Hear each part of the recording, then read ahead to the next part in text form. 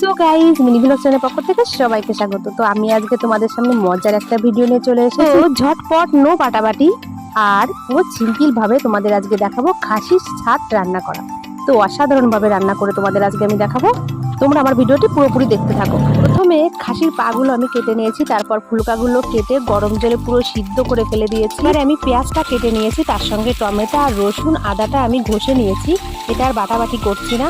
তো প্রথম আমি শুকনো লঙ্কা, তেজপাতা, গোটা গরম মশলা, তার সঙ্গে একটু জিরে ফোড়ন দিয়েছি আর পেঁয়াজটা ভালো করে ভাজা করে নিয়েছি আর টমেটো দিয়েছি, রসুন কুচি, আদা কুচি এবং তার সঙ্গে একটু জিরের গুঁড়ি দিয়েছি আর দিয়েছি নুন, হলুদ এবং তার সঙ্গে লঙ্কার গুঁড়ি। তো মশলাটা আমি এখন ভালো করে কষিয়ে নিয়েছি। এবার দিয়ে দিচ্ছি খাসির ছাদ। তো খাসির ছাদ দিয়ে ভালো করে কষিয়ে এবার গরম জল দিয়েছি। গরম জল দিয়ে প্রেসার কুকারে দিয়ে দিয়েছি আর এখন বেটে নেব গোটা গরম মশলা। তো গোটা গরম মশলার ফ্লেভারটাই আলাদা, জাস্ট অসাধারণ। খাসির ছাদ ঝটপট রান্না আমার রেডি হয়ে